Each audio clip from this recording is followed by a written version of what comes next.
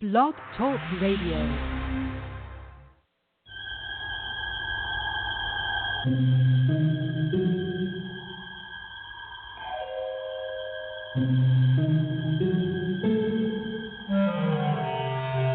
Archangels, ghosts, and Bigfoot, oh my. It's just another night for Supernatural Girlz. Real stories, real answers to life's biggest supernatural mysteries. And now for another exciting interview with paranormal experts from this world and others. Here are your supernatural hosts, Patricia Baker and Becky Andreasson. Supernatural Girlz.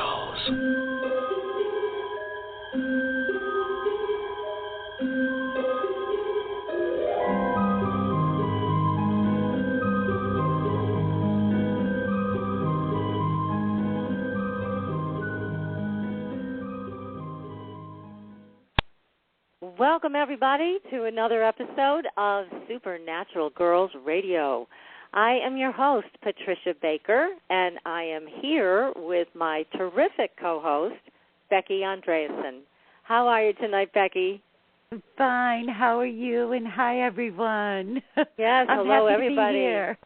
I'm a little chilly tonight. There was some, snow flurries and stuff out there. It was goodness. Kind of scary, to see the white stuff. You said that word. I know. You win. You had snow before we did. Yeah, I know it. It's that's the way it should be, actually. We're further north. I know. You're right. You're right. They said it was coming here about a week ago, but we didn't get it. Thank goodness. I'm not ready yet for it anyway. I got to get out there and do my shopping. Oh goodness, I know. It's I don't know. Let's change the subject. I'm upset about it already. So, well, we've got a great show tonight. We have author and Algonquin elder Michael Bastine, and Michael is the co-author of the book Iroquois Supernatural, which is available on Amazon.com. And he was an apprentice to one of the great medicine men of all time, Mad Bear Anderson. So tonight we have the honor of hearing Memories of Mad Bear directly from Michael, and we'll be bringing Michael on in just a few minutes. So, First and foremost, we've got to remind everybody, Becky, to go to the website, sign up for the newsletter at supernaturalgirlz.com, and there you will find all of the latest show information. We have discounts on products, and a place to purchase Becky's Angelic Language Prosperity Prayer, which I highly recommend. It is a terrific prayer, and it works. It works quickly. So please go over and take a look about it. Read up about it. I mean, it's just amazing. And you can download it instantly, start listening. So it's a great thing. And, Becky, you have a message that you're going to be giving again at the end of the show to someone, right? Yes, I sure do. I have another message for a listener out there, straight from the heavenly realm, and I can't wait to give it to them at the end of this evening. It's a beautiful message. Oh, good. I can't wait to hear it. That's wonderful. Yes. So, good. And this Thursday is Thanksgiving, so. Oh, yeah. Nice. All the work that goes into that meal. Oh, boy, but we're getting ready for it. We're prepping for it, but there will be no Power Prepper show this Thursday because of Thanksgiving. But you can listen, everybody, to last week's show if you missed it, because I spoke with Micmac Native American Evan Pritchard. And the topic was a great one. It was adapting Native American survival strategies for today. And he had some wonderful information, especially about staying warm without electricity if, God forbid, we are facing something like that.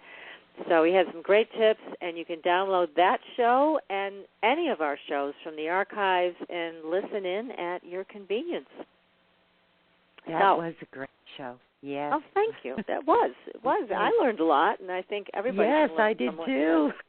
Yeah, super. And so let's see. Today, I was talking to famous numerologist Patricia Kirkman. Oh. And Patricia told me that we are in a 7 cycle, and secrets are going to be revealed. So, I like that. I like that too, because I don't like secrets. I think we need to know the truth about everything. So that's right. But don't you think? I mean, gee.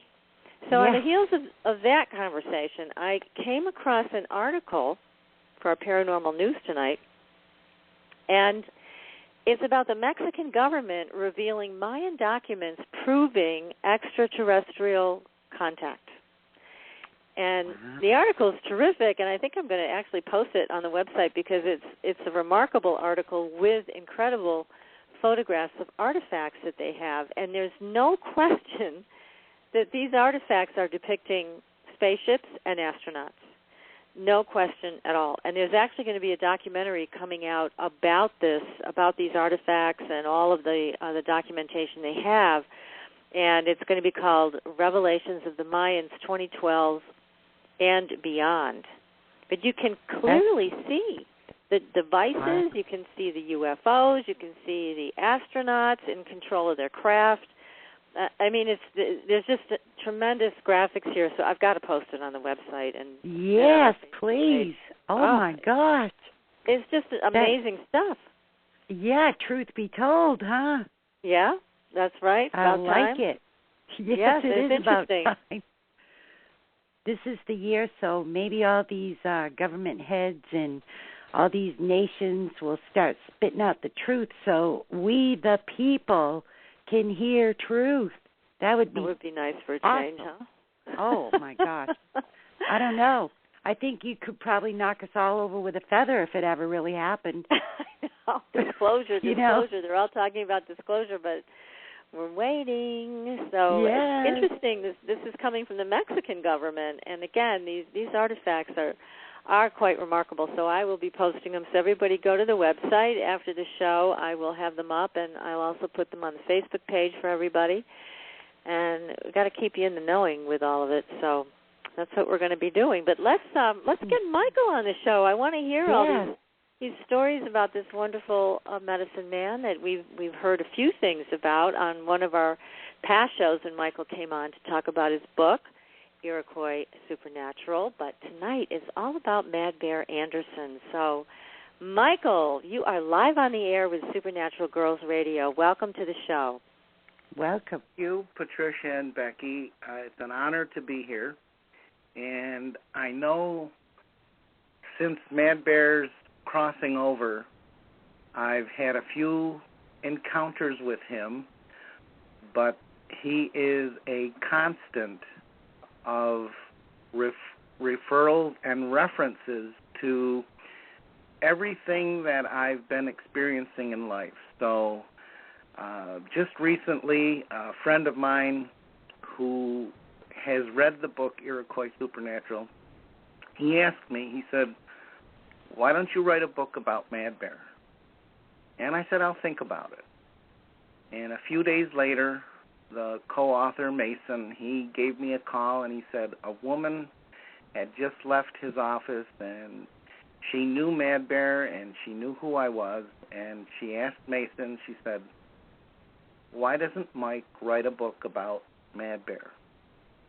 And when Mason called me and told me that, and it was just a few days after that other request from another friend, I said, it doesn't get any clearer than that. This is true. And so I said it doesn't take much effort to make the thought or make the effort and say, you know what, there really hasn't been a very detailed book that has given more insight behind the scene type of experiences.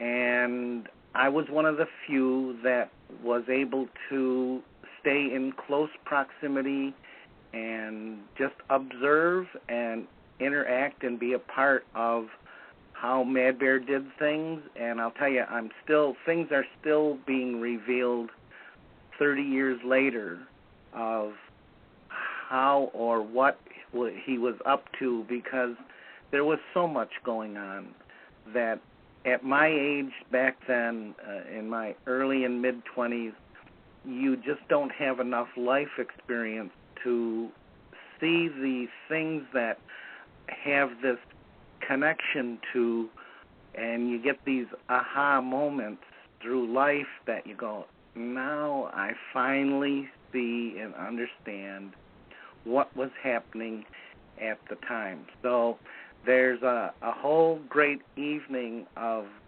journey and adventures and stories that I was blessed and honored to witness, and we can start anywhere that you would like to start. Now, Wow. how old were you when you first started basically what you call being in close proximity of Mad Bear, or just basically being around him? Were you in your early 20s then? 23.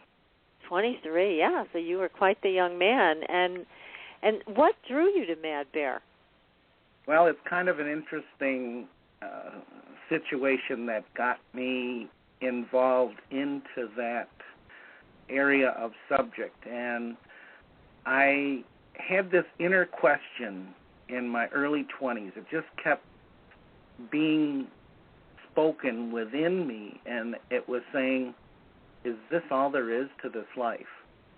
And I was referencing at the time what typical youth would go through at my age at the time that was going on, which was in the early and mid-70s, around 73, 74.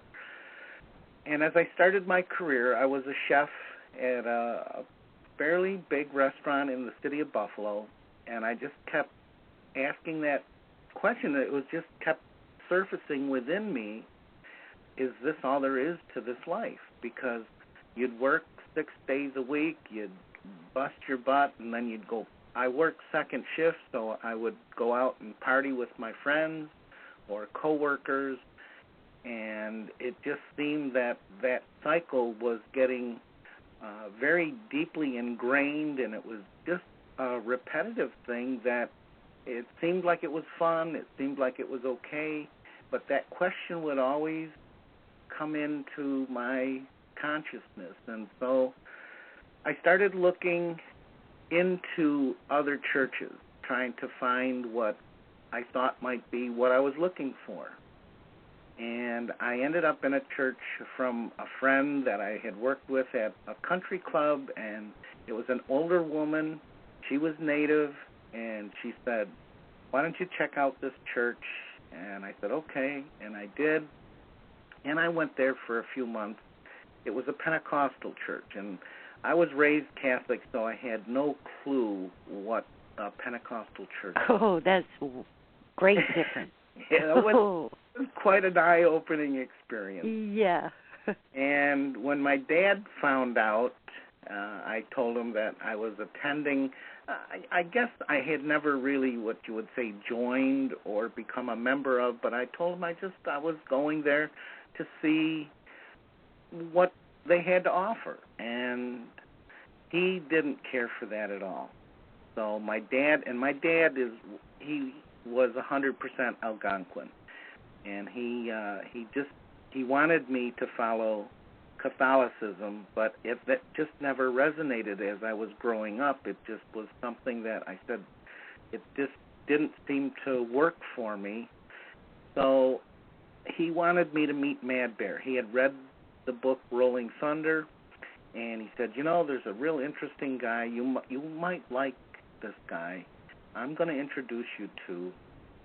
And he took me up there, and I knew his main goal was just to get me out of the church.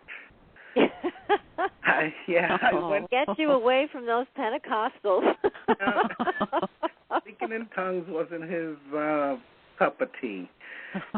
So I started visiting with Mad Bear, and a very poignant part of my experience with Mad Bear was I started taking notes. I would have a little pad, and I would jot things down, and Mad Bear was kind of watching that, and he didn't say anything right away, but a few months into observing that, and he then asked me, he says, what are you writing down? And I said, I just jot down things that I think are really important. And his next question was, is there something wrong with your brain? I said, I don't think so. And he said, then use it. He said, because what would you do if you lost that piece of paper? And I said, I never thought about it. And he said, well, if you use your brain and you use the capabilities and the faculties that we're given, he said, and you're dealing with things that you're really interested in, he said, you don't have to write it down. He said, you will remember, and it will be a recall, because he says you will incorporate that into your life. He says you'll start to live these things that you're hearing about. Instead of just admiring the words, you will actually start to live that. And he was right. That's beautiful, because it makes so much sense that you'd be able to live it and walk it instead of just thinking about it. That's great. So that was the very beginning of the journey, which I can say has assisted me in being able to really work with some, and they can be, this, we know this life can deal you some really difficult situations. And just being able to be in that proximity, to drive Mad Bear to different places, to observe how he handled different situations, it was such a blessing that I look at now. But at the time, it seemed, oh, geez, this is going to be another one of those. We're sitting here for hours and hours and hours. And sometimes Mad Bear would disappear. I wouldn't know where he had gone, and I would just sit tight and socialize with the people in the area. But I knew that there was much more going on, and I said, I don't have to know all of what he's involved with. I don't have to know everything that he's dealing with. And the things that I did see him deal with were so encouraging and so enlightening to see how to use these techniques and these applications of the culture and the teachings of their traditions. And this is what, as it got later in life for me, I had to go back to my Algonquin elder. In fact, I just heard you mention earlier about Evan Pritchard. Hello, Evan. I've known Evan for quite some time. He's a great man. Oh, terrific. Yeah. Enjoyed having conversations with him. But I went back to William Commanda, and I asked him if I should probably start to redirect my understandings and learn more about Algonquin traditions, because that was my birthright. And he said, and then at that stage I was in my mid or late 40s, and he said, he says, you're learning about things that are very similar to the teachings and the traditions of the Algonquin. He said there are a few differences, but that's all they are, differences. He said because they still have the same understandings and the same premise of approach that parallels with all of the native teachings. And I said, okay. I said, that's all I needed to hear. I said, because all of my influence has been from the Iroquois, from Mad Bear. And there was a few others. Rolling Thunder was in there, and another Iroquois man, Tuscarora man, Ted Williams. But it was primarily during that time that it was Mad Bear was the influence. That brings me to this question.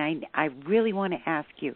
You're saying about all the different native tribes and family members. Mad Bear also went and studied like with Vikings and other nationalities and brought that teaching back and seemed to incorporate it within his lineage, his Indian lineage and teachings. I was wondering where you went back to see, well, I should really learn my ways, and they told you, well, it's a little different, but it's basically the same. Did Mad Bear use all this that he learned and intertwine it within his understanding and learning of his teachings as, in his tribe? And did it make a big difference? I mean, because I heard he was really powerful, a powerful man. So I was wondering if these things he had learned from other places were incorporated into his Indian ceremonies and his teachings. Absolutely. In fact, he would take the things that would fit within the confines or the guidelines of the traditions and teachings that they already had, and it fit within there.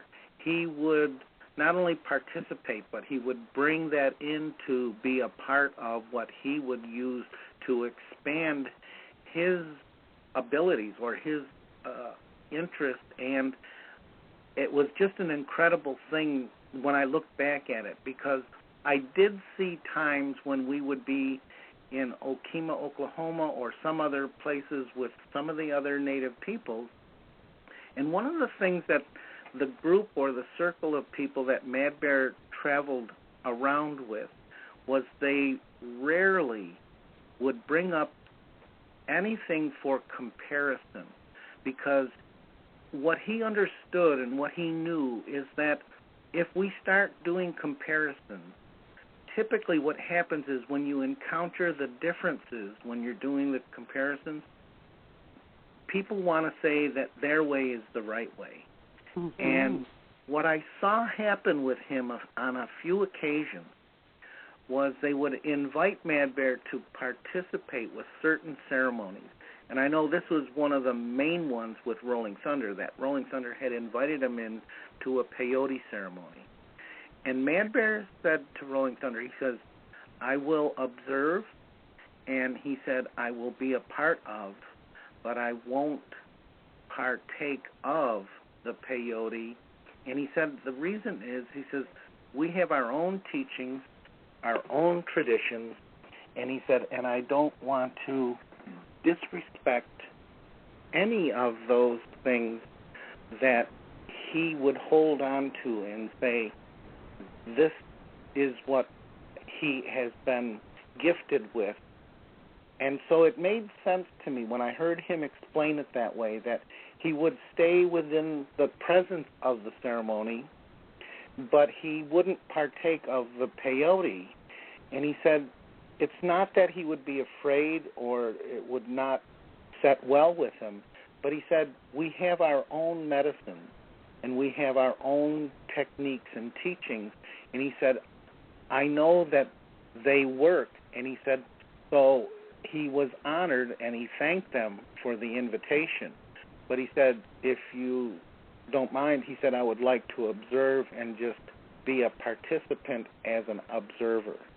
And they were fine with that. So when I saw him handle situations like that, it really showed me that he wanted to stay within the teachings of his people and of his traditions, but he wasn't afraid to go outside of that and be an observer and participate at that level.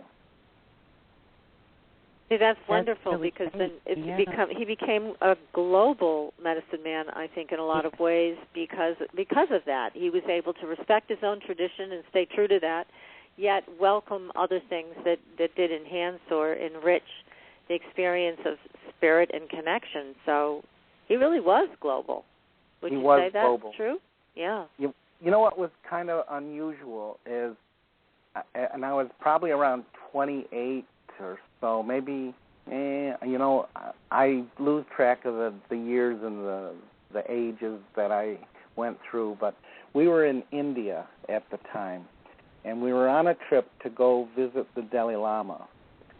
Now, we're walking through the outer edge of New Delhi, and I hear someone from a corner area where they had a gathering of people, and they're doing a little workshop thing outdoors, but I hear this voice yell out, Mad Bear, and I'm thinking, we're halfway around the world, walking down the street in New Delhi, and there's somebody who recognizes this guy, and I'm going, my God, this guy is recognized around the world. and it turned out to be Pierre Valade. And he went over, and Mad Bear had a conversation with him, and he said, I never thought we would meet under these conditions. It's usually at a Sufi gathering or some other place that Mad Bear may be in attendance to, but it was one of those things that you go, man, you get halfway around the world and you think nobody's going to know you there, and then you see and hear something like that, and I go, it had shown me that he had made so many connections around the world with so many diverse teachings and backgrounds, and yet they would joke a little bit about their approaches because in their way they try to stay as vegetarian as possible. And Mad Bear was a meat eater, and he would say, our people have it this way, and he says a lot of it has to do with the geographics of where you live, that you can support yourself with the different types of food. So there was no real, I wouldn't say animosity or hard feelings amongst them, but they like to tease each other. So Pierre would say to him, he goes, take a potato, and he says, cut it in half. And he says, you eat half, and you put the other half in the ground. And he says, and if this would be Mad Bear, he would say, take a goat and cut it in half. And so he would tease Mad Bear a little bit about things like that. But it was always on a great element of saying they respected each other to that highest level, and they knew that even though their traditions were different, there was no thing that came between them to say ours is the right way. So you saw this understanding, and I said, what a great way to go through life.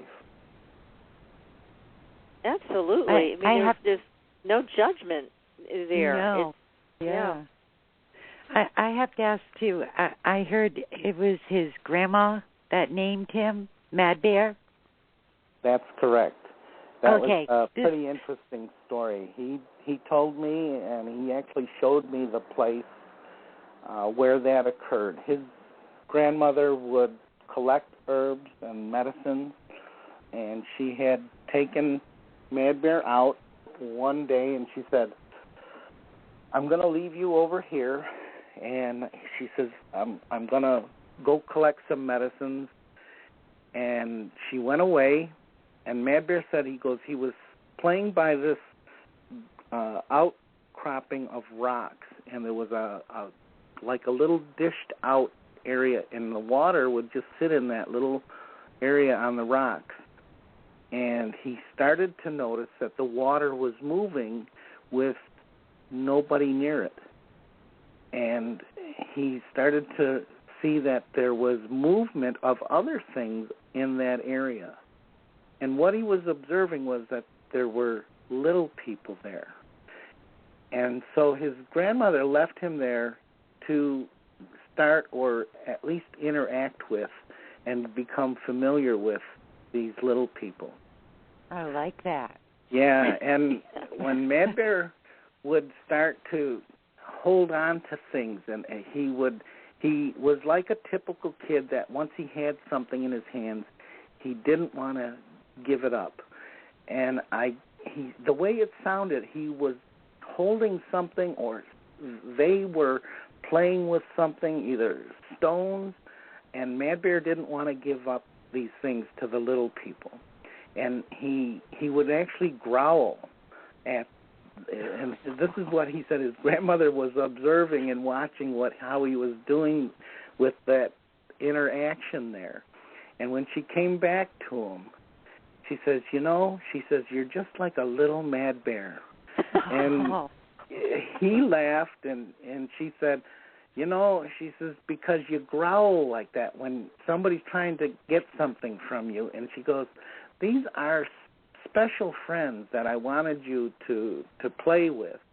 And he did, but when she observed that, then she knew. She says, this is what he needs to be recognized for. So it was at the time just that he was so stubborn and unwilling to give up certain things in life. And that's why she started saying that about him, and then it stuck. and that was how he got his name. That is really something. I like the little people too. Yeah. I like that. Yes. And it's so funny that she named him so well, and he didn't see it as an insult. He just took it in the good spirit, and it was intended. Yep. Oh, I think grandmas know. Yeah. They know. It did fit him so well. And yes. he did display and honor that name throughout his life. Wow. And I'm just like what things are coming in now. Mad Bear would let me observe when he would do readings for people. So I might be doing the dishes or cooking a meal or something around the house, and these people he would be doing readings for, he knew I was within earshot, and it didn't bother him, and he knew they weren't bothered by me being there. So I would listen in, and this one time there was a reading that was just so incredible, just things that I had never heard before. And as I started I didn't want to say anything to Mad Bear real soon after the reading because I thought, well, it's kind of intrusive. And I said, I'll just hold on to it for a while. And it was about a month or maybe a little more, and I said, I got to ask Mad Bear. So I said, Mad Bear, I said, this reading that you were giving, and I described the person, and I said, these were the things that were coming out of the reading. And I said, do you remember that? Because I said, I have a question that I want to ask about this one part of the reading. And he thought about it for a little bit, and then he just looked at me and he said, if I remembered every reading that I gave, he would be crazy. Yeah, he'd be crazy bear. At that age, I just couldn't conceive that because it was just so interesting to me. And now I understand.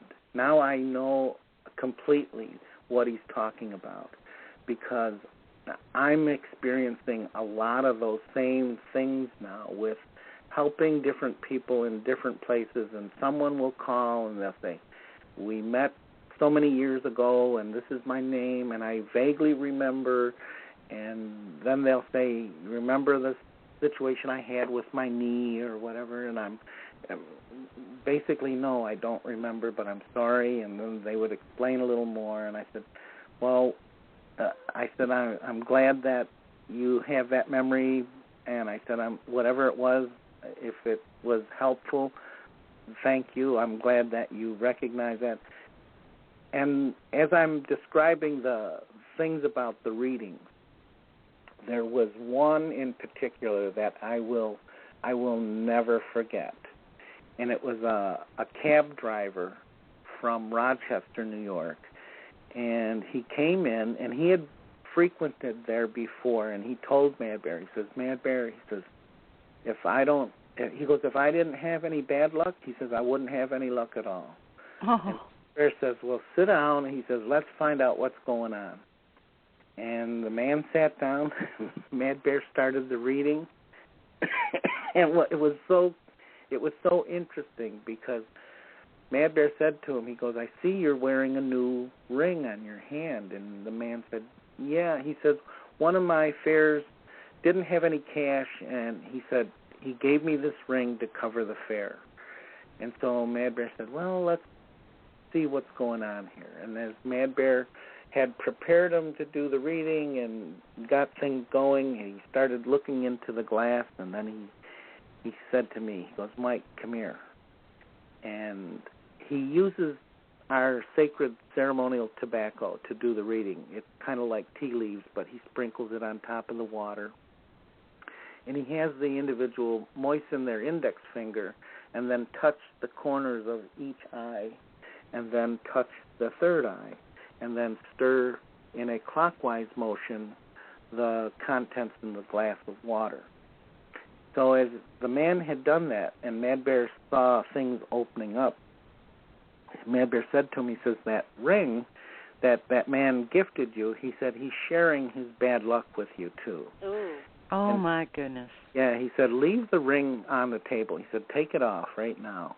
And he had called me over, and he said, look at this.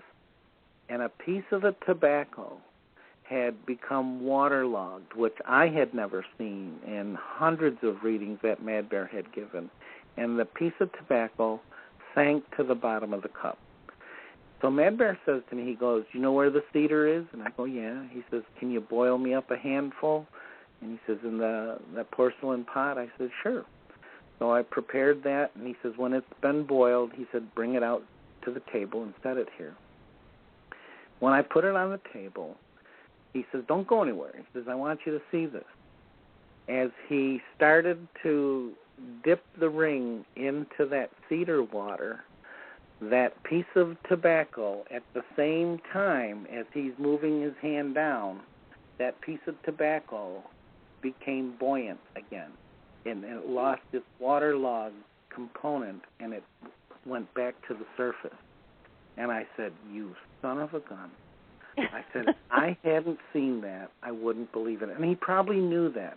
He knew that I had seen a lot of things, but it defies the physics of what happens when something is waterlogged. It doesn't regain buoyancy unless you bring it out and let it dry. Exactly. Paranormal. That was so incredible. So I knew that what Mad Bear was doing was to help people, but it had these properties to it that defy explanation. It does not conform to the physics and the laws of science that we think are constant and always in effect. So when I did see that, and I know he wanted me to see that because he knew by that experience that I would now know that basically anything is possible. When we enter into things in the proper way and we use all the proper protocols, but the greatest thing about Mad Bear, he was never arrogant or overconfident or doing things to show off. And yet I have heard from some people that he was a showman. And I said, I'm not going to argue with you on that point because he was a showman. But I said that wasn't the reason why I stayed around him. I said he was also a very wise and smart man, and he knew how to apply all of his teachings to these life experiences to work through them. And I said that was what was so fascinating, because it just made me wonder, how does he know that this is going to work? And yet he had the trust, and he would just go through it. One of the other experiences that was similar to that, this was a few years later. He was getting ready to head out on a trip and meet up with Doug Boyd out west, and they were having problems with people infiltrating into the areas where we would gather. And at that time, it was still not an open, free kind of gathering. It was always guised under a cultural thing or an art show, but they always had to be really careful about how it was promoted or talked about in public. So we were on our way out to this place, and Mad Bear was making preparations, and he asked the group, Jerry McDonald was there with us, there was a few other people, and he said, I would like to ask anybody who's interested to participate in a ceremony tonight. And he said, the medicine is prepared, it's on the stove, and he said, we'll drink this tea with this medicine, and he goes, once you agree to participate, he said, you have to stay the night. He says, we can't open the doors or the windows, we can't answer to anyone if you recognize a voice at the door. He said, we don't respond to anything. And so I thought it a little unusual, but I said, this might be a pretty interesting event. So I agreed, and this was the key to how Mad Bear would work. when you have people who agree and they're willing to participate, it's like you have given permission for them to use you as one of the participants to say, he must be needing our assistance or our help in some way. But you don't really know what the exact involvement of what you're doing. And this didn't become apparent to me for probably 25 years later. And then I figured out what it was all about. So as we're spending the night there, and they covered all the windows in the house, and during the middle of the night, we start hearing sounds that woke everybody up, heard noises outside like voices, but not voices that I could recognize and say, I've never heard things like this before. Sounds of someone walking across the roof, and he had a steel roof, so it was really loud.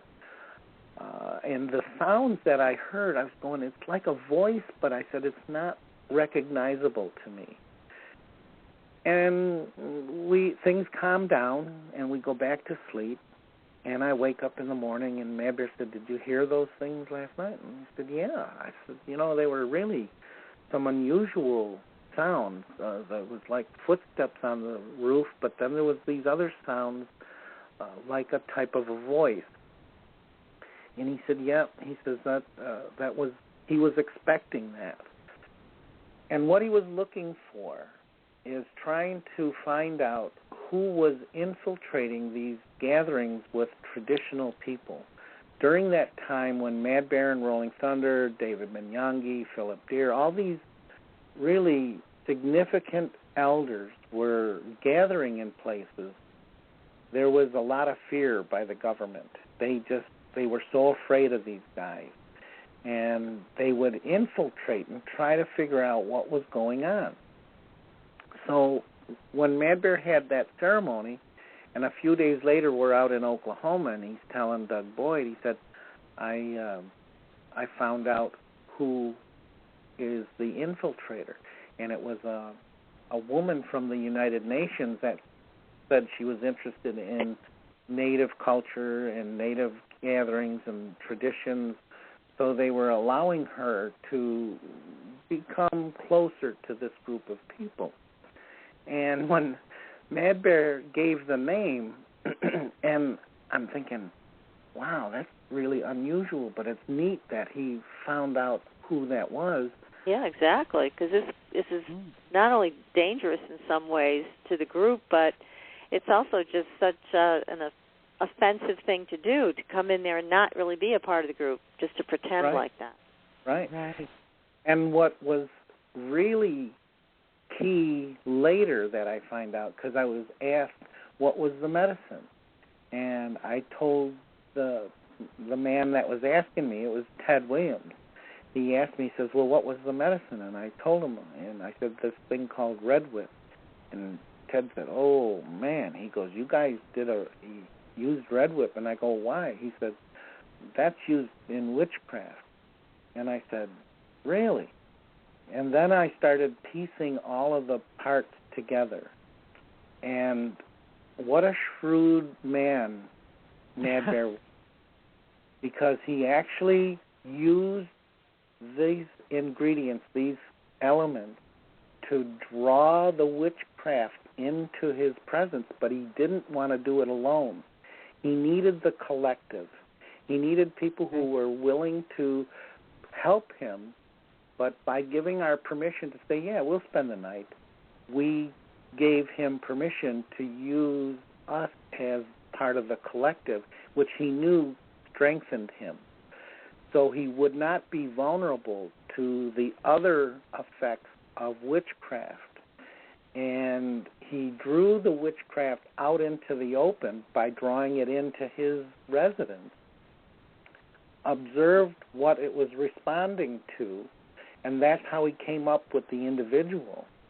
And I'm going, the man was just, he was a genius, and he was just incredible on how to apply these techniques, to use them in ways and manners that I said I would never have thought of, using something of that magnitude or that level, to draw something that people usually fear or don't want near them, but to draw it out into the open, into his presence, so that he could actually find out who was behind how this thing was going on. And wow, that's just incredible. And, it's so interesting because it kept everything, the energy was so clean, and you were describing the different steps that were taken and everything he did. It was just such a clean thing. There was nothing tainted about it. And nope, there was no deception. There was nothing was used out of order.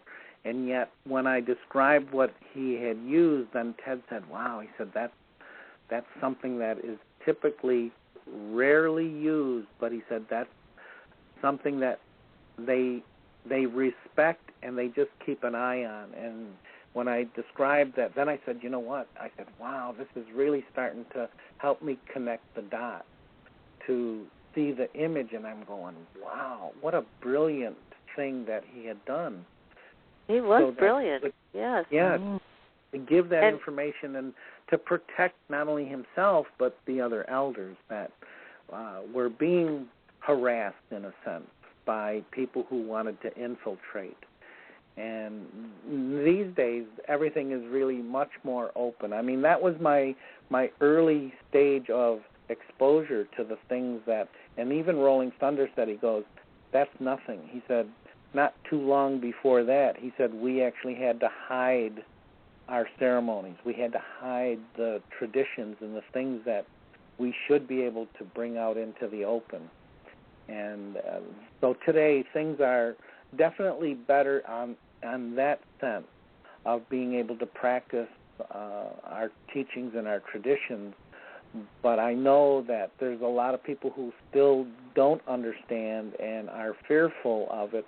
And I basically I let people know, I go, if you really believe that there's a creator, I said, then you need to get beyond these certain obstacles that you're holding on to and know that the creator has allowed or given all of these different groups these insights to how to work this system and work this life. And that's what is key. And not that one was giving an advantage over the other. It's just their design. By their design, they work for the people who are using them. Right. This is just tremendous information, and what warm and loving memories you have about Mad Bear. But let's take a short break, and if anybody has a question for Michael, please call in at 646-478-0828. That's 646-478-0828, and we will take a short break and be right back. Stay tuned.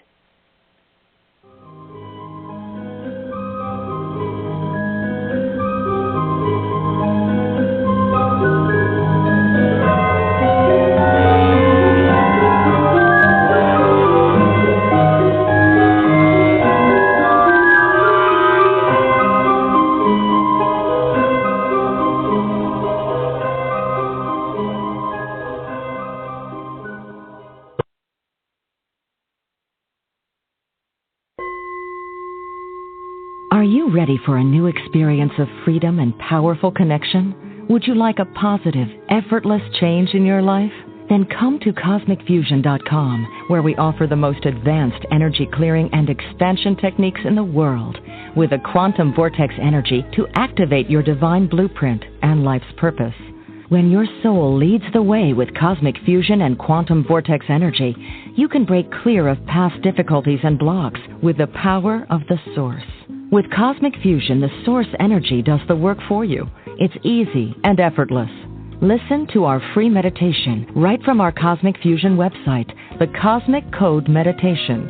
Sign up for one of our interactive webinars today. Come to Cosmic Fusion, www.CosmicFusion.com, to experience an effortless awakening and transformation.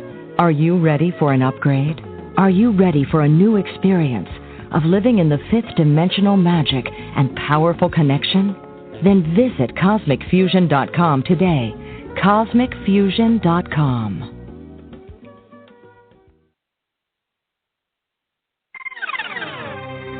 Sometimes life can be a challenge. Would you like insight and guidance to help you make the best choices right now? Contact Helene at angelslighthouse.com to make your personal appointment for a psychic reading or energy alignment. Helene is a direct channel to the angelic realm and is remarkably capable of connecting to the living as well as to your loved ones on the other side. Helene is available to clients all over the world via phone or Skype, and it's simple to set up a group reading anywhere. Visit angelslighthouse.com, where you'll find an easy way to schedule right online. And while you're there, sign up for the Angels Lighthouse newsletter and receive information on all the free energy circles, giveaways, and jewelry with a message. Visit angelslighthouse.com and contact Helene today. Your property tax bill. Have you seen it lately? It's frightening. Your property taxes are going up while your home value is going down. It's time to fight back and win. For the real truth about the property tax system, get attorney Pat Quintilian's book, Are You Getting Screwed on Your Property Taxes? How to Find Out and How to Fix It. Attorney Quintilian answers all your questions and gives you the facts you need to fight a property tax bill that is spiraling out of control. You'll also read about what happens to property owners who don't check their property records, only to find out too late they're taxed on square footage, fixtures, and even buildings that they don't own. Is this happening to you? Learn your rights. Buy attorney Pat Quintilian's book today. Are You Getting Screwed on Your Property Taxes? How to Find Out and How to Fix It. Available on Amazon.com.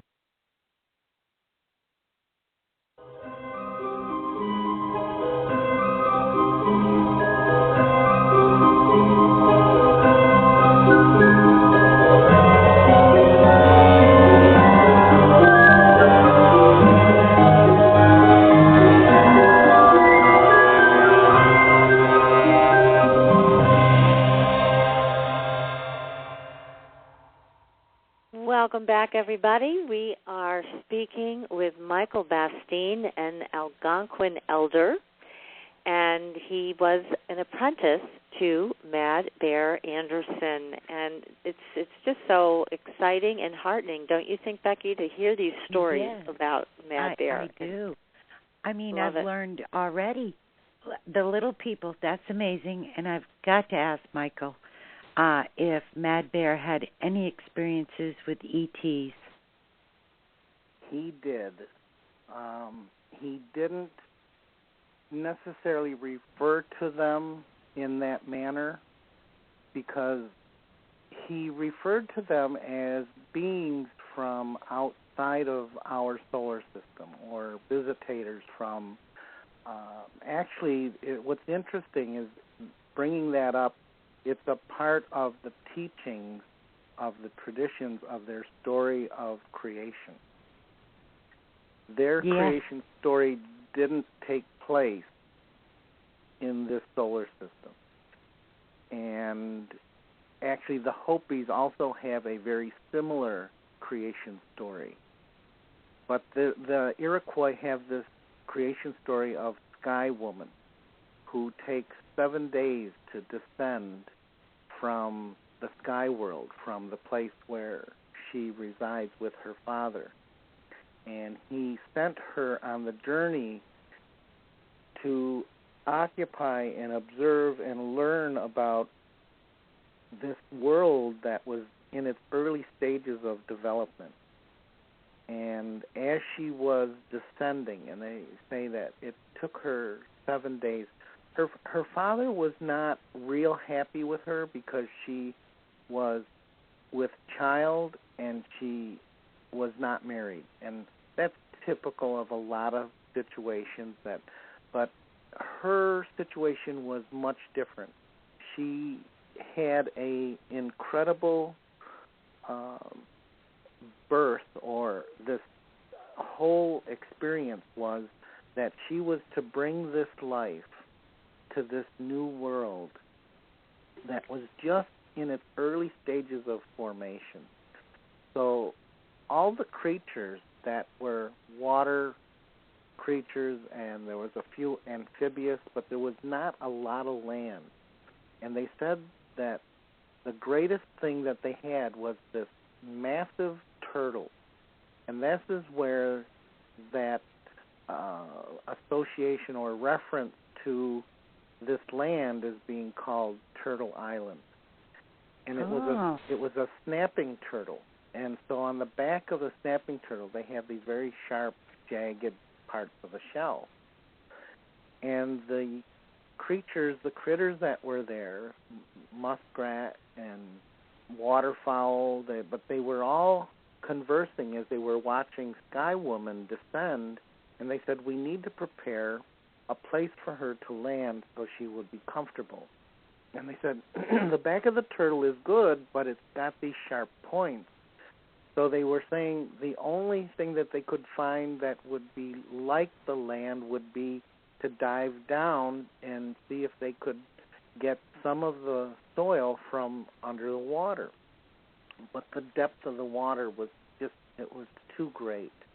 And when Mad Bear told this story, it was so intriguing and interesting. So I'm like on every word.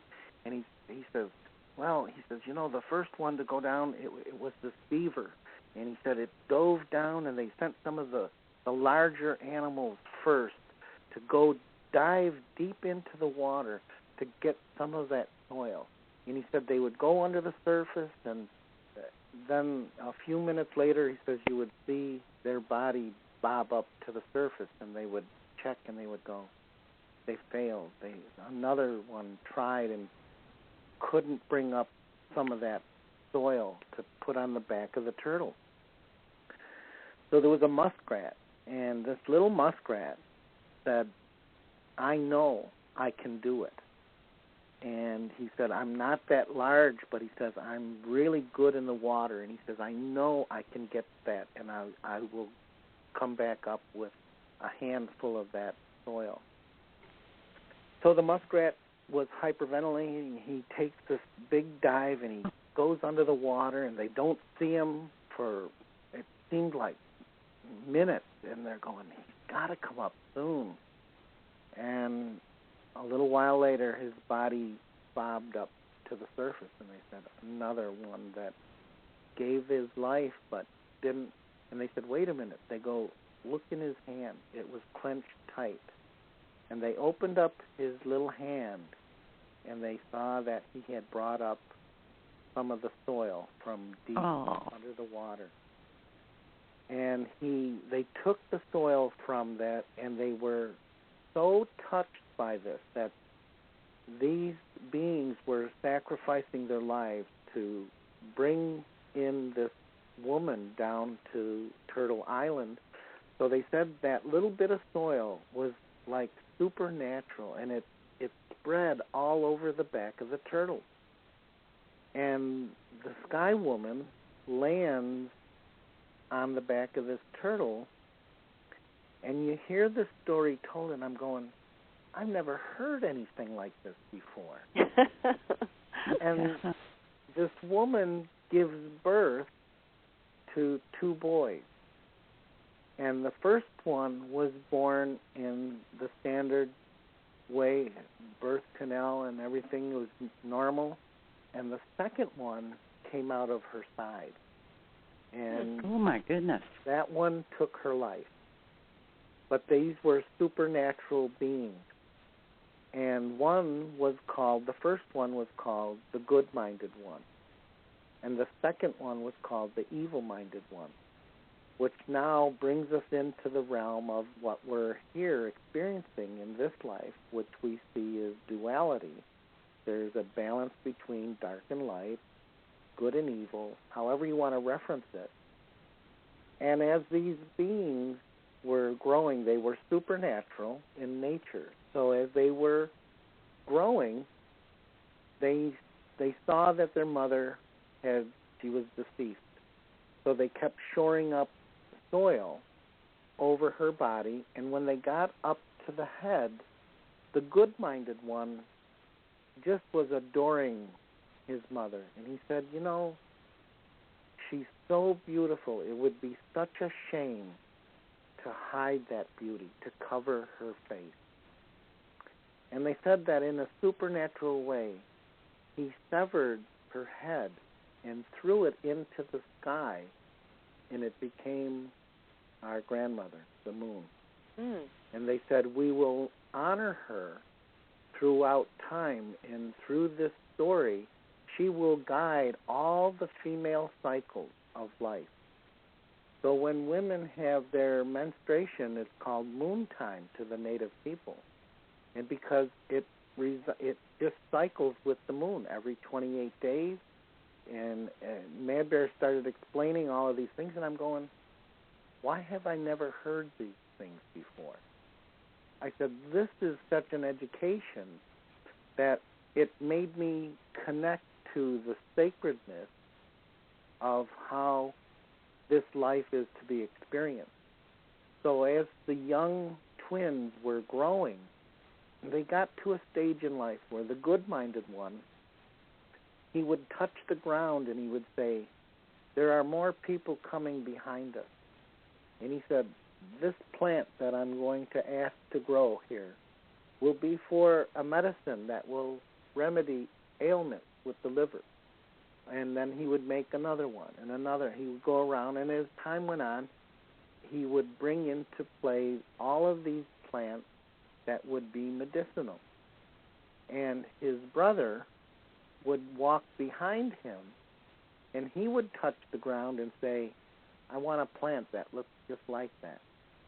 And this is why Mad Bear would tell me, he says, if you're ever going to learn herbal medicine, he said, only learn 3 plants in a year. And he said, because it takes that long to really know that plant at every stage of its life. And he said, what is interesting is that there are many copycat plants, and he would show them to me. And he said, these are the slight differences that you need to watch out for. And he said, because these are the ones that are, if you actually use one type of, and the example he used, he says, if you ever have a wart and you want to remove it, he said, you use the milkweed leaf that has the red vein in the center. And he said, and you break the leaf off, and he said, you dab the milk directly on the wart, and he said, and you might have to do 2 or 3 applications, but he said it'll be gone within a day or 2. And I've tried it, and it works. And I met a man in the next town over, an elderly gentleman, and this was probably close to 20 years ago. He was in his 80s then. And he said, you know, I heard this old story about using milkweed to remove warts. And he said that one day I went out and he said I had a wart, and he goes, I picked this milkweed, and he said I put the milk on it, and he goes, the next morning he said I had warts all over my hand. Oh. And I said, what color was the vein in the leaf? And he said, oh, I don't know. And I said, well, if it wasn't red, I said the other milkweeds will actually spread warts. Oh, my goodness. Yeah. See, this is why if people are practitioners in the medicinals, the plants, they need to know the differences, the slight, subtle differences that make the one plant medicinal and the other one is of the mindset like the evil-minded one, that he makes the plant look just like it, but it will do the opposite. And that's what I said, man, this Mad Bear was such a wealth of information. I mean, I just wished I had met him much younger and spent much more time with him. But the time that I got with him, it was so valuable. Well, I mean, everything you're saying, he had so many gifts and so many abilities. And one of the things that I've read about him is that he was never an adversarial type of person. It was, when something got thrown at him, he wouldn't necessarily return it in kind. It was more like just, how do I bring all of this back to unity, it seemed, because he was very political. Yeah. He was trying to unify Native Americans, and that had been basically segmented due to the government, and also bring people together to learn and to celebrate their own traditions. Yep. But he was such a special person. I mean, in the energy that I feel around him when you talk about him, and when I've just seen him in spirit, he was unlike anybody else. I mean, he really had his own path that he walked in a very strong way. Yep. And he offered so much. So I understand when you say, I wish I had met him earlier, because he had so much to offer. And I hear what you're saying also, that you're still learning from things that you saw way back when. There's just such a wealth of knowledge and true wisdom from him. Yep. And, I can actually give you an example of how he never used his medicine to harm anyone. And you would say, man, how does he do it? How does he not get so frustrated and angry that he would use that in a way to hurt somebody? Because he had that ability, but he never did. This one time, and this was one of the few experiences that I had been up at his place, but I needed to get back to my house and get back with my family just for a day or so. And I did. It was about a half a day that I was back there, and I had to get some things done.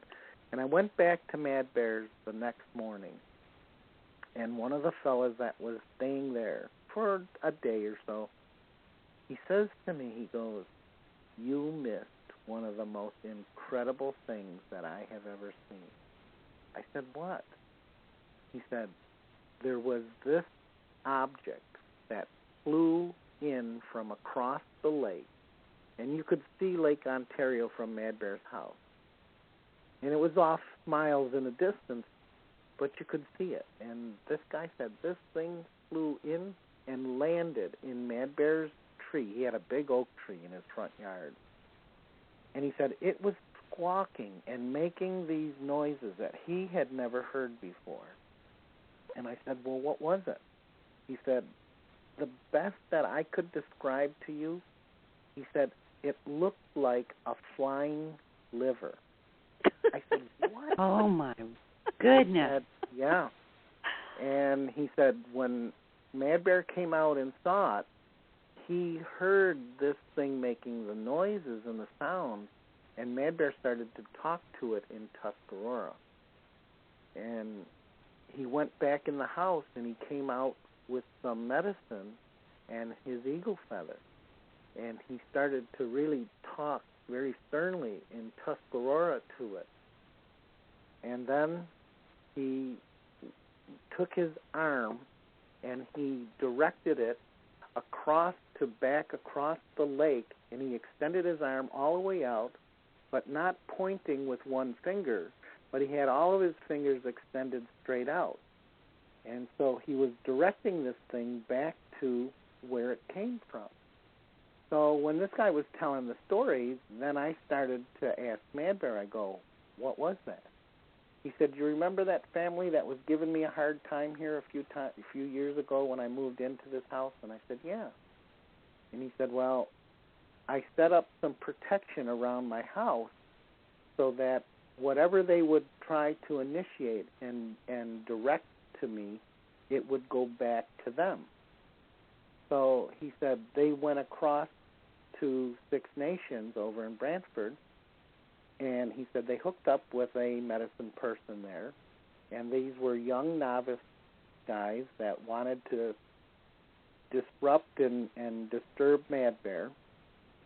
So they sent this thing to go to Mad Bear, and the woman that was helping them said, "Here's how to send the thing out, and here's how to direct it." And when Mad Bear looked into it, he saw that these guys had pointed with their index finger. And as Mad Bear demonstrated that, he said to me, he goes, "Point with your index finger." And I did. He said, "Turn your hand over." And I looked on when I turned my hand over, he says, "You see those three fingers pointing back at you?" I sent that back to where it came from. And when it got back to where it came from, it went right back to the people who sent it with 3 times the force that they had sent that. And shortly after that, they were leaving notes in his mailbox asking him to take that medicine off. And he said, I never put any medicine on anybody. He said, all I did was return it to where it came from. So he said, whoever sent that, you're going to have to take it off yourself. He said, I didn't do that. Well, that seems fair. When I started to see these types of applications, wow, and I said, this man is just incredible. And there's a love that you have for people like that you just say, it's just an admiration of saying, what an incredible being to not get angry or not take vengeance into his own hands, but to use this whole system and say, I'm going to return it to you, and then you deal with it. And I'm going, that is just incredible. Now, Mad Bear wasn't always the most serious kind of guy either. And what was kind of humorous at this time of year, he would ask questions to people who would be coming around his place. And the one time I heard him ask these people, he says, do you think that they'll have a white Christmas in the Belgian Congo? And okay. I said, this guy has this incredible sense of humor. And I said, how could you come up with something like that? And yet, I said, it has so many connotations to it. And I said, and yet it is very humorous. And he did tell another story about how his experience with the Justice Department was really frustrating to him, because he said he had gone through all the protocols to set up arrangements, to be there for hearings, to present their information. And he said as soon as you get into the hearing room, he said they let you announce and address the group and say, this is what we're here for today, this is the hearing, and this is the subject material, and Mad Bear's about to present. And they would let him start. And then somebody would hit the gavel on the table, and they would say, well, something's come up. Somebody would hand him a note, and they would say, we have to adjourn the meeting. He said, we'll reschedule. And he said this was just a repeated experience, and it just kept happening over and over. And he said, they're just sandbagging. And so one of his last few times down in Washington, he was in the Justice Department, and he goes to the guard, and he tells the guard, he says, you know the sign out front? And he says, yeah. And Mad Bear says, they spelled the word wrong on the front of this building. And he says, what are you talking about? And Mad Bear said, well, what building is this? He said, this is the Justice Department. And Mad Bear said, that's what I thought. He said, they spelled it wrong. He said, I've been here so many times, and I've been involved with this, and the same occurrence keeps happening. He said, they spelled that word wrong, justice, out front. So the guard gets up. He goes all the way to the front of the building. He checks it out. He comes back. He's angry. He says to Mad Bear, he says, I should have you removed from the premises. And Mad Bear says, for what? He said, I'm telling you, they spelled the word wrong on there. The word justice is spelled wrong. And the guard said, no, it isn't. He said, it's spelled the way it should be. It's Justice. And Mad Bear said, that's spelled wrong. He said, I've been here so many times, and as soon as we get into the hearing, he said, they hit the gavel and they dismiss us, and they have to adjourn, and then they have to reschedule. He said, it should be spelled Justice. He said, just us. Oh. Yeah. That is the truth. So when I see and hear and experience the things that he would do, he did also use humor to get serious points across to say, this has got to stop. It gets ridiculous after a while. And you have people who are following the so-called protocols that are required, and yet they just don't honor their side of the protocol or the deal. So that's for sure. I just saw so many things like that I said, this guy is just so incredible. Now, I have a question for you, Michael. Sure. I don't mean to interrupt, but in the chat room there's a question. Now, obviously, his name was Mad Bear, and a bear was, I'm sure, an animal that was a part of what he did as medicine, etc. But somebody's asking, were there any other animals that he considered his medicine animal? Oh, boy. Not really, because he was of the bear clan. Mm-hmm. And his stature, his physical makeup, he had the physique of a bear. He was, I swear, if I took a yardstick and placed it across behind his neck, it would not stick out on either side of his shoulders. Oh, my goodness. Wow. That's something. His shoulders were that broad. But he was only about 5'7" or 5'8". He was not a real tall man, but he was certainly built, and he was solid. And it was such an incredible experience to see how he even used his physique, how he could position himself and use that stature. And no one would ever even challenge him to try to get in his space, to create anything that you would say, boy, you are really asking for it if you want to get into this guy's space. Because I just observed for so long, and I saw how he could take so many situations and turn them around. In fact, there are so many experiences of stories that he would tell. One very interesting, and it was entertaining at the same time. Now, this is something that is not widely known, but Mad Bear hooked up with a man named Peter Mitten. And Peter Mitten was a very powerful, very small in stature, kind of like Rolling Thunder. But he was Mad Bear's point man behind him, that he backed Mad Bear all the way. And what was interesting is they would have problems on the reservation up in Brantford with the Mounties patrolling carrying a weapon. And people started complaining to the chiefs and to Peter Mitten. They said, isn't there something that you guys can do to address this? They don't want us taking weapons off the reservation and driving through their towns. Can we get the same respect in return? So Peter Mitten knew that Mad Bear was the guy for the job.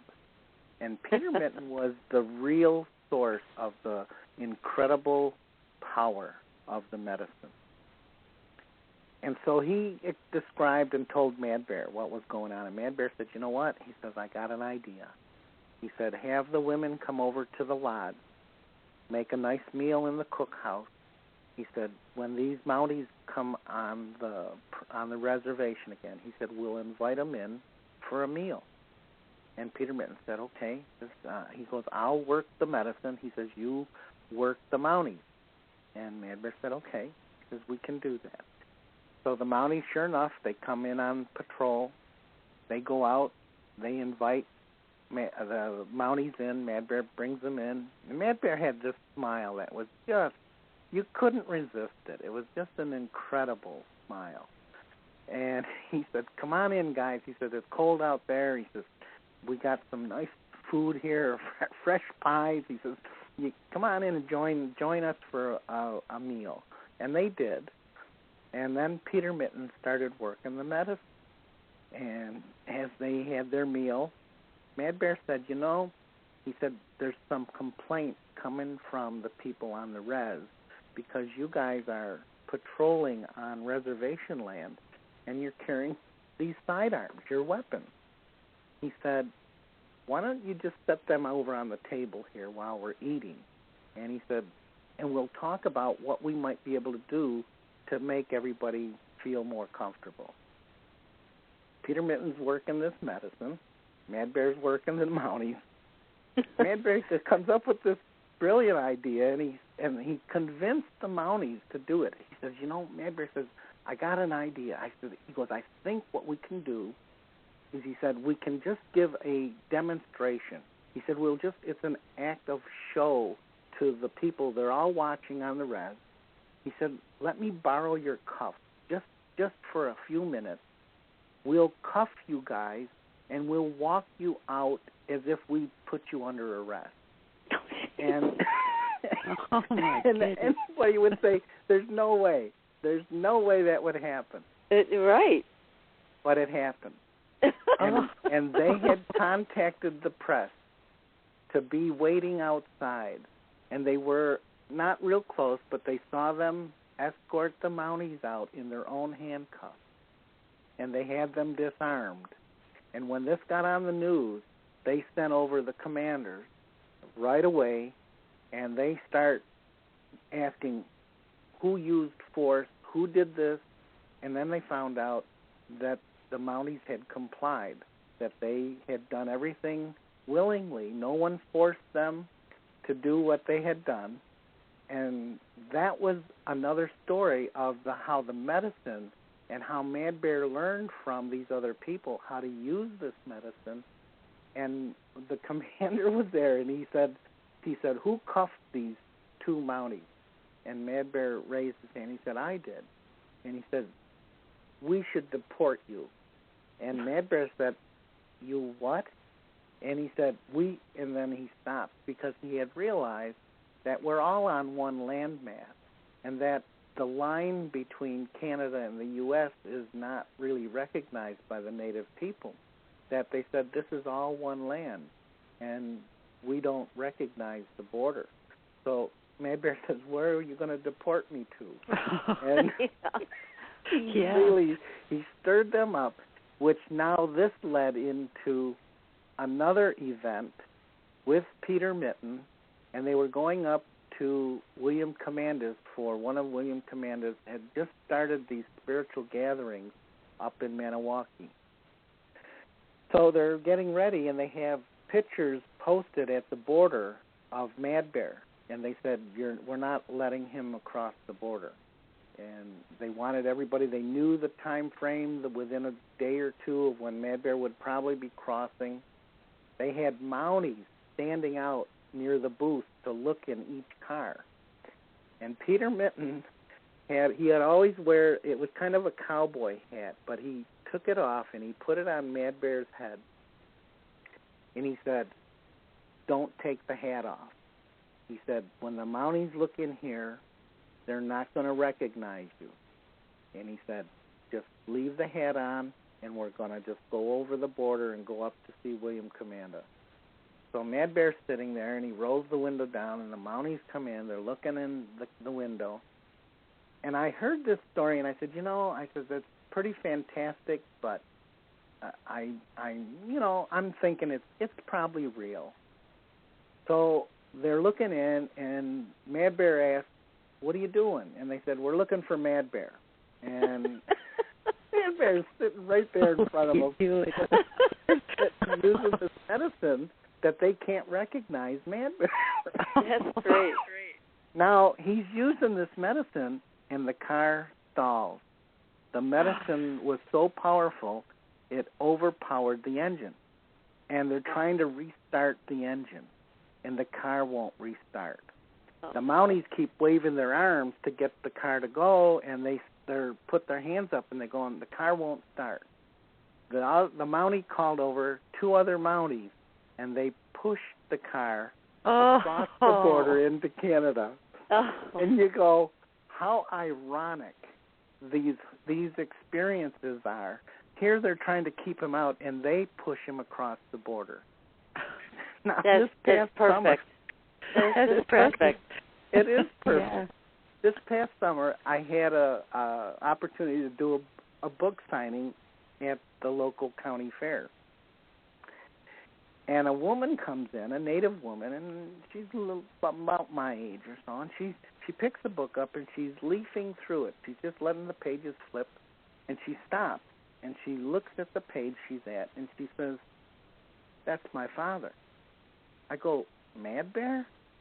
She said, "No." She says, "Peter Mitten." I said, "Are you kidding me?" I said, "What an honor." I said, "I'm going to gift you one of these books." And I signed it and gifted it to her. And I told her the story, and she said, "I was driving the car." Oh, and I said, "Holy cow." I said, "How, it's just so synchronicitous of life to just come around and say, don't ever doubt those stories that Mad Bear told you, because as fantastic as they can sound." And then she verified for me. She said, "Yeah, the car stalled as I was driving." And she said, "That was my dad." And I said, "Wow." I said, "That is just incredible." What a great story. Oh, my goodness. Now, did Mad Bear have any children? Well, now that you've opened that door, when I observed and heard from Mad Bear, he cautioned me, in a sense, where he said, we have to be very cautious, because if you have family, this system knows how to work that against you. They basically make threats against your family. And he had cited a few incidents, which I had checked on, and I said, wow, he's right. Yes. And no one knew this. No one in his family, none of his brothers knew, and Mad Bear told me this in the last year before he had passed. He said, in my travels, he said, I spent 5 years in China. He said, I was so interested in their techniques and the qi, the energy, the medicines, and he said, I married a Chinese woman. And he said, and we had 2 children, a boy and a girl. Oh. And he said, I want to go visit my kids before I pass. He never made that trip. Oh. But he did tell me that he did have 2 children, and they stayed, and he told his wife, he says, I want to bring you back to live in our country, in this area of New York. And she said, I can't leave my people. And he said, well, I have to get back to my people. So he did, and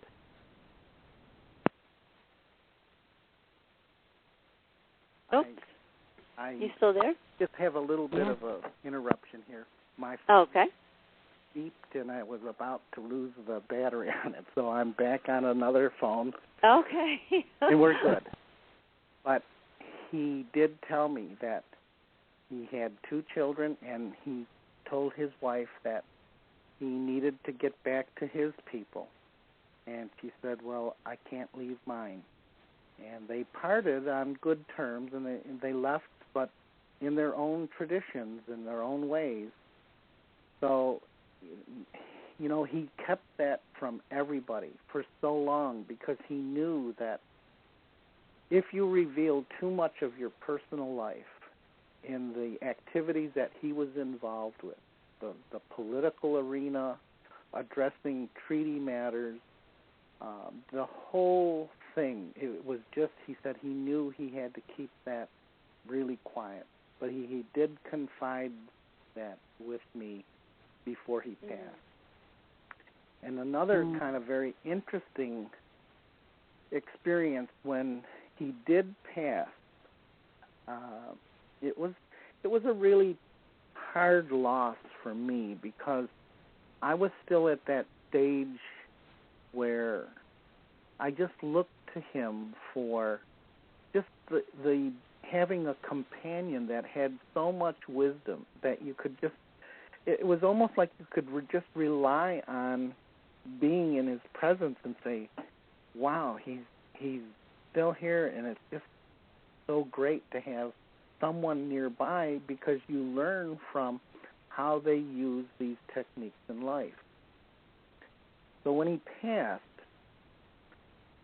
I went to the hospital and I talked with the staff and the people, and they said, Mad Bear, are you Mike? And I said, yeah. They said, these are his personal belongings. He said before he passed, he left that, and he left instructions. He said, this is to be given to Mike. So I still have his clothes that he wore to the hospital. I still have the slippers and the things that, and I just held on to it because I said, he was such a great part of life that I just said, it's nice to have something that you go, this used to be Mad Bear's, and he was such a great human being that I said, I'm just going to hold on to it. And I said, someday, who knows, I may pass it along to one of his nephews or someone that is still interested.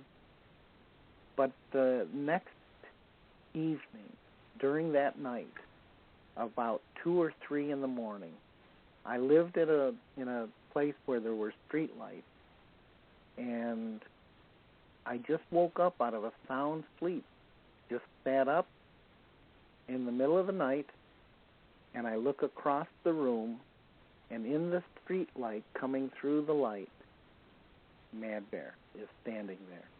Oh, my. He has this beautiful, huge smile, like I'd always see when he would greet you, and I was going, Mad Bear. And within moments, he just vanished. He just faded into nothing, and I just said, wow, that was awesome, because I saw him. I saw the details of his face. I go, wow, he's there. So the next morning, I get a phone call from Rolling Thunder, and he says to me, he goes, your buddy was here last night. And I said, are you kidding me? I said, he was here too. I said, I saw him. And I've never experienced that with any of the other people who I've made close connections with on the cultural level, on the native element. And I said, he was a very, very special human being. And I was so honored that he came back in spirit, and he manifested from spirit to let me see that. What a gift. So it was. I shared the story that when you said in the last program about what Mad Bear had said to you about the sacred sun. Yeah, let me just share that again with our audience that may not have heard that show, because, yes, oftentimes when we do shows, Becky and I, if someone has passed, they will often come back and they will talk to us. And one of the things that happened was Mad Bear came back, and he said that he was very, very pleased with his choice of you as his apprentice, and that you were his sacred son. And I thank you for that. And, I always knew something was connected that way, but it is such a deep connection, and it is so touching. It is such an honor that he had recognized these things to give me that recognition. And I guess in return what I need to say is that he is my sacred father. He is such a close being that he's just incredible. And what keeps coming in here, and it keeps reminding me that Mad Bear was such a compassionate guy, but his name always seemed to precede anything that it would make people just keep a little distance and not get real close, because I've heard so many interviews when I would be with him that they would ask him, so are you mad angry or mad crazy? Or that was good questions. Sure. Yeah. And he would say neither one. He said, neither one, no. Just the name. But he, and they said, but the name he did represent the name well. Wow. I have a question about the moonstones. Could you tell us that story? Yeah. And this is something that I have to be a little careful about some of the stories that I share with some of the people, because if they're not understanding of these other life forces and elements, they just have a hard time comprehending that this is possible. But Mad Bear had received a call, and it was a friend of his in the Pentagon who had heard from the Smithsonian that there was some disturbing activity with the moon rock. And Mad Bear said, well, what are you talking about? He said, what do you mean disturbing? He said, the moon rocks are growing. He said, they're growing at such a rate, they're breaking the cases that they're in. Oh, my goodness.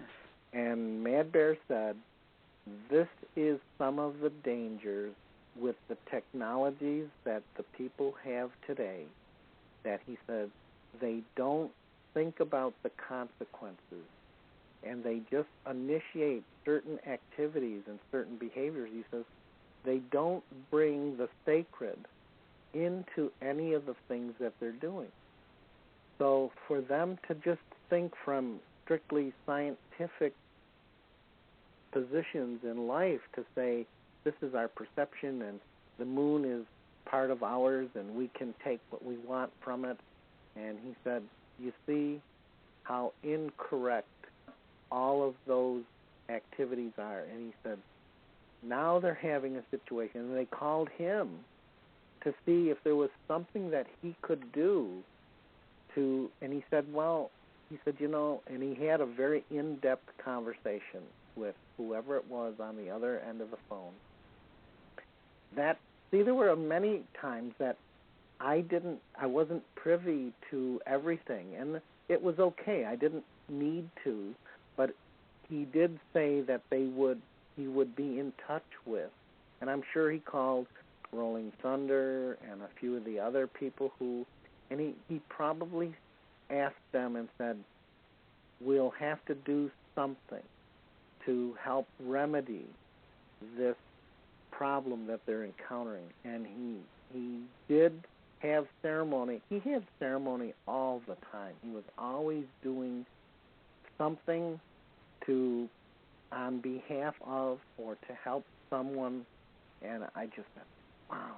So they did, and I am presuming that together that they put their energies together and said, let's just work with this component, this element of life, and help it adjust to its new surrounding. It doesn't belong here, but it's here, and that's how he would approach things, and just say, we'll have a ceremony, and hopefully it will be enough to appease and welcome and have gratitude for those rocks to be here, and that they will get more comfortable in this environment and stop being disruptive. So they did treat everything as if it was alive. They treat things as if everything is living. And that's my only experience with Mad Bear, is that one conversation I had with him when he shared this experience you just shared with the audience about the moon rocks. And one of the things I heard in him that I just so loved was the fact that even though he was a powerful medicine man that understood on a very deep level, it's like he never lost his wonder at life, his excitement for life. And I heard that excitement when he was talking about the moon rocks, how they were growing and getting bigger, and they were busting out of their cases. And, wow. he was so excited about this adventure, of what he had experienced with the moon rocks. And like you said, he had called in the other medicine men. That's exactly what he told me, too, that he had to bring in a group to deal with this. But his excitement and enthusiasm, it was contagious. Yep, and he displayed that in such a great way.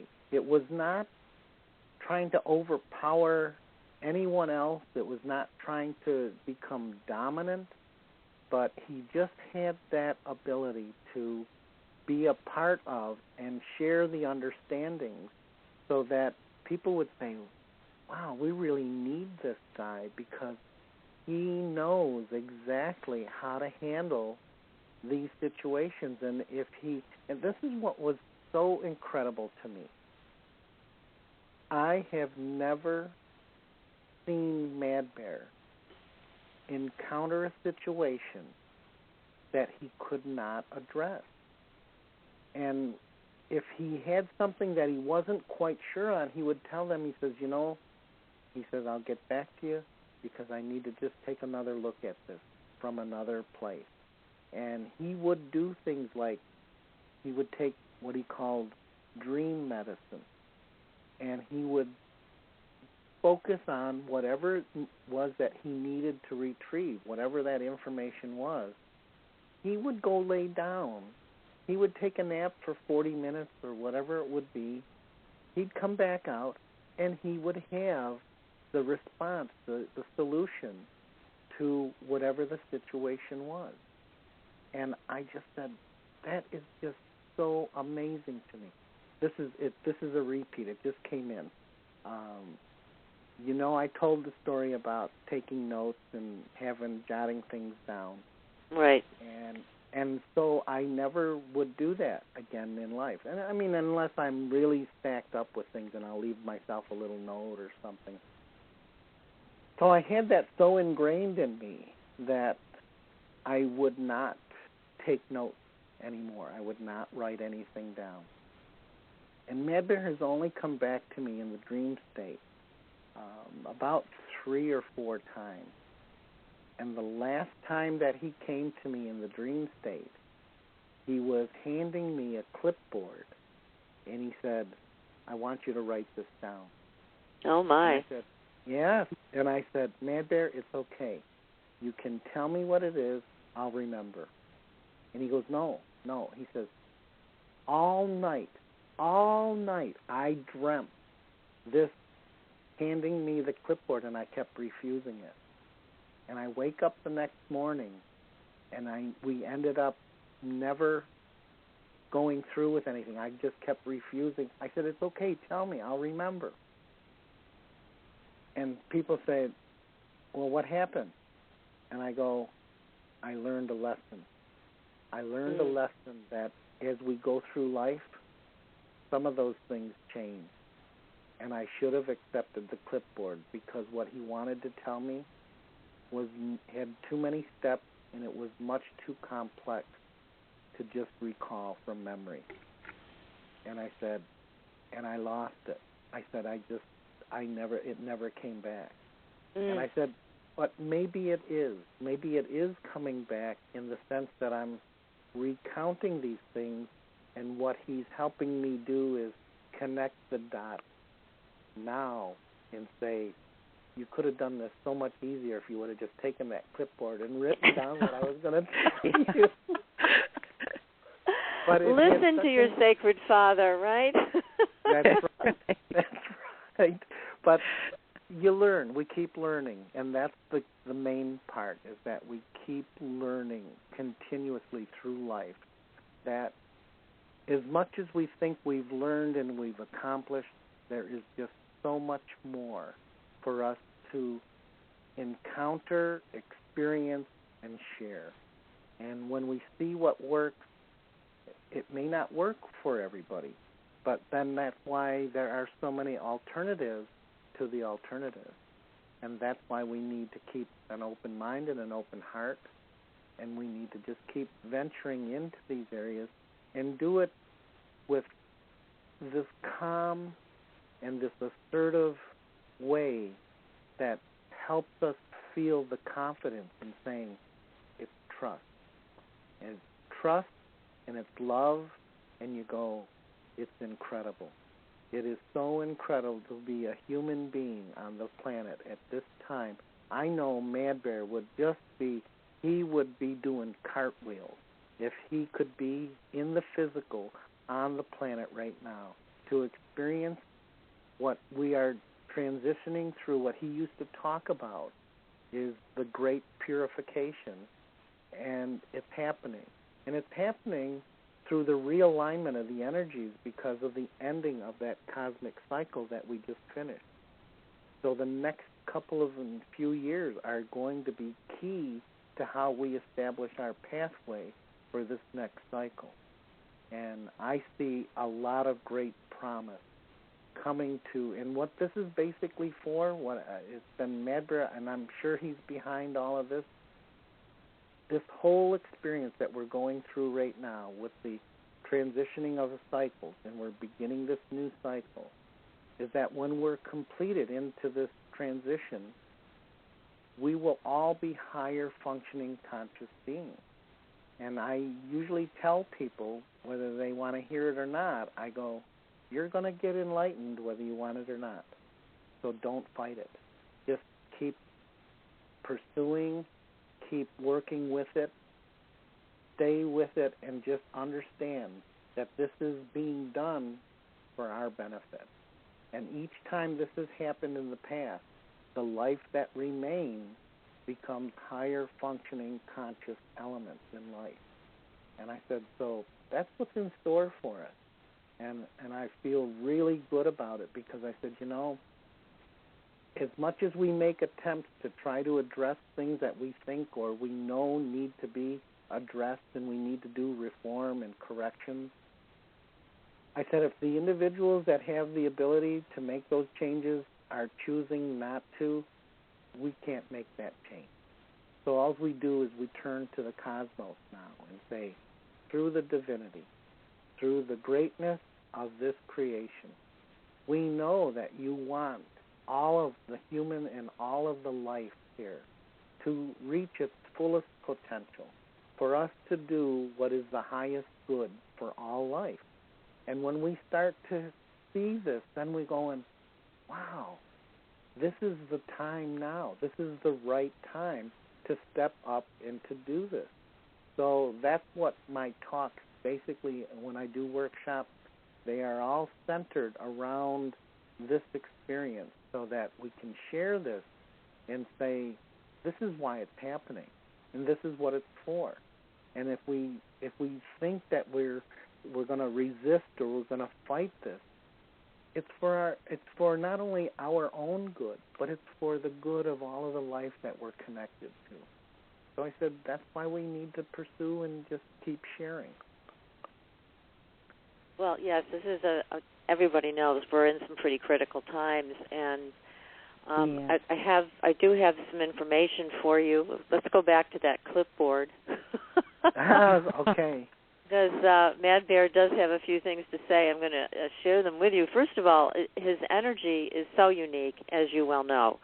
And he is sitting in a council now, even now. I mean, he was never apart from his role as a spiritual leader and teacher and embodiment of great things. He was never far from that ever, even and now that he's passed.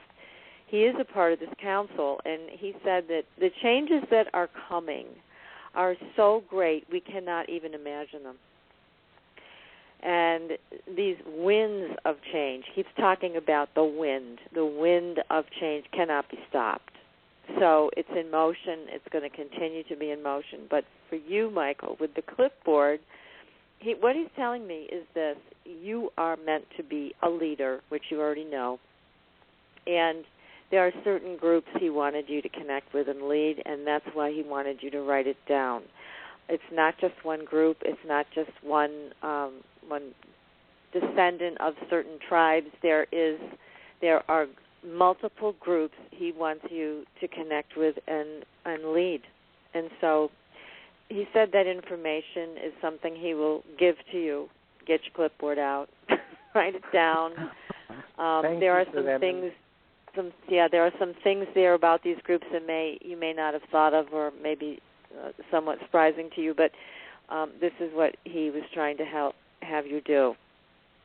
I'm beginning to realize my role, and he is right on, and you are right on, that it is now. I have never thought of myself as a leader, but I know that through the experiences of observing and seeing how Mad Bear handled things, that's the role that I need to take. And next weekend there's some people coming up that are organizing a conference in the near future for environmental changes through Native perspective. And they asked me if I would be a part of that. And I said yes. So it's beginning. And that's excellent. It is the time. And basically what it is for is to make the recognition that if we stay connected on the spiritual level, we will always make the right choices. We will always do the right thing. And that has become so apparent now. And these people said, we need to talk with you. We got your name through the publisher of the book, Iroquois Supernatural. And I said, I need to make it clear to you, I am not Iroquois. I am Algonquin. And I said, and it's very ironic that I should step into this role because the Algonquins and the Iroquois were not best buds. Yeah. They had a lot of conflict over their history. Yes, they did. And when I hear the stories of it, I said, let's leave the history where it is, and let's move on, and let's look at why we need to unify and share what we all know and move on in that way. Let's not hold on to, because what I've been finding out is the word Iroquois was actually an Algonquin word that was a reference to the snake, or the snake in the grass, or the belly of the snake. And I said, well, if the name fit, then let's fix that. Let's stop sharing the behaviors that will get us out of the name calling and see that we need to work together. And I said, and if that's what I can do as an Algonquin, then that's what I will do. And I said, because let's leave those experiences in the past where they are. And we don't need to keep rubbing those things in each other's face to say, well, you guys did this and you guys did that. And I said, we're in a new time. Let's move ahead. Let's use that as just saying that was part of the learning experience. Let's leave it there and let's move on. Let's share what we need to share now. We need to work together. And that's the message, and you get to lead by example, which is a whole other level of learning, and that's certainly, again, we go back to the first story you shared about writing notes versus integrating the teachings and living the teachings, and you are someone who embodies the teachings. So people around you that you lead would certainly be able to just pick up and also integrate things in the same way. And that's what's going to need to happen to have the changes, to have people survive the changes that are coming our way, in my opinion. But also, again, your great teacher said to you, I mean, he's saying now, he said, you're a great leader. He's there for you if you need him, and it doesn't take away from the things that you innately know. But you can feel free, as you know, to call on him any time. That his energy is so powerful and so light-filled that it brings me to a whole other dimension. When I talk to people that have passed, it's normally not like this. I really have to struggle to get the words because he's in such a higher dimension of vibration. It's very unique. He's very unique. He is still the main part of reference in this life, and I know that I can access him when I need him, but he wants me, I know he wants me to step up and show the maturity and handle those things. But again, this is the teaching. Never forget your ancestors. Never exclude them from what you're working on in life, because they not only are a part of it, they want to be a part of it. And that's why I include him every time I make an offering to say, thank you. Just, you have done so much. And he knows what he's done for me. In the early times when he had just recently passed, because of my youth at the time, we emulate. We want to be like the man or the person that I put in that iconic position. And then I realized it's me. It's not to try to be like Mad Bear. It's just take the teachings of the example that he showed, but be yourself. Just be who you are. And just reference him as one of the ancestors, one of the ancients that want us to do well. They're cheering for us. They want us to do well. And I'm going, man, it is so good to know that someone like him is still in the sidelines, and not even in the sidelines. He's doing so much work on that other end, on that side, to keep things in the direction that say, we're not going to let it unravel and fall apart on you. We are going to keep things going, and we just need your support and your help from that side, because we're no longer able to do those things from that physical position. So now we're asking you to accept that and to do that. And that's been the commitment that I've had to take on in life, which is to show that, and here's where the next greatest teacher that I have to reference is my daughter. And it's my daughter right now she's 15 years old, and she's a Downs girl. She's a little Downs girl. Oh. But she is such an incredible being, and I see so many traits in her that Mad Bear had. Oh. And because we look at and think that academia is the greatest part of life, and it really isn't. We don't learn these insights to life from a book. She already has them. She is the most incredible human being, and I just tell her this. I said, Bailey, you're the best human being I have ever met. And she just lights up. And I'm going, you make so many hearts happy. And that's the inner part of life that we need to share.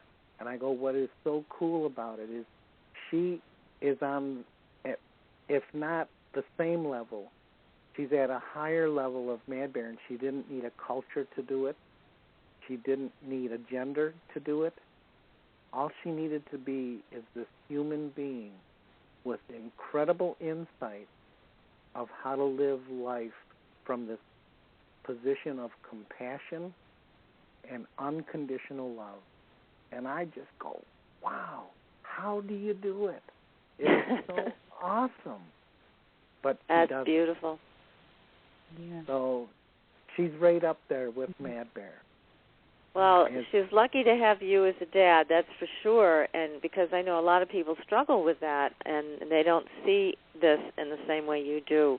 But it's a wonderful lesson, like you said. You're learning from her. She is your teacher, as he was your teacher, Mad Bear Anderson, in a completely different way. And how unique and how special that relationship was for you with Mad Bear. You are one lucky guy. Well, thank you. And it was an honor for that to be a part of this life. And I will never turn away from it. And I know it's not always easy, but it has been such the greatest experience. And actually, I'm going to let a little thing out of the bag in that we're beginning to work on the possibility of another book about Mad Bear. Oh, congratulations, Michael. That's wonderful. Yeah. A lot more detail of the things that we experience in the teachings of that and why they're so important. So I have my work cut out for me, but I know it will be good and it will come out exactly the way it will come out, and it will be what we need. Well, it is something we need because, again, we've lost so many really great medicine men and women in the last 20 years, and having these memories, having you on the show to share your experience and how you learned what you learned, it's inspiring and heartwarming and hopeful for all of us listening to you tonight. Well, thank you, and it was such an honor to be with you, both you supernatural girls, and keep up the great work. Well, thanks, and we're going to have you come back when you've got your book ready, and we've got to help you announce that to the world so everybody can benefit from these lessons and stories and wonderful, warm memories. So thank you so much, Michael. Thank you for coming on the show. So appreciate it. You are welcome. Terrific. All right. Well, you stay in touch with us, and we will stay in touch with you just in case you get any more messages from that guy. Okay. Thank you. He does so like much. to, when he gets going, he really does like to share. So you may get a phone call from us not too long after the show with more information. Excellent. Okay, Michael. Well, thank you so much. And now we're going to turn to Becky for your message for a listener this evening. Yes. This evening we have a message for Todd. Here is your message, Todd. Do not fear your gift, which is now open. You will come into understanding. Golden light surrounds you. Noyaso yeriasa indiroko amariasa itesh. Ia noria sitiki hamara asoha india shahra. Todd, we are with you. And there is Todd's message for tonight. Wow, I got goosebumps. That was beautiful. Ooh. Yeah, it was. I do too. Thank you, Becky. That's wonderful. Yes. And please, Todd, when you get that message and if it resonates with you, please feel free to email Becky and or myself back and let us know how that touched you. Yes, I'd love to hear from them. Life. Yes. We love to hear from everybody. Wonderful. So yes, please, feel free to email us whenever you'd like, and we will definitely respond. We love our audience members, and we thank you all for listening every week. We have another great show coming up next week, of course, but thank you for joining us to hear these wonderful stories about Mad Bear Anderson from Michael Bastine, who is the author of Iroquois Supernatural, which is available on Amazon.com. Wonderful. Well, Becky, I hate to end the show. This has been so wonderful. I know. Well, we'll be getting ready for next week, too, won't we? I guess we will. Okay. Yeah. Well, thank you, everybody. Yes. Happy Thanksgiving. Happy Thanksgiving, everyone. Be safe. Have a beautiful tomorrow, and we will be talking to you next week. Bye now. Night. Good night.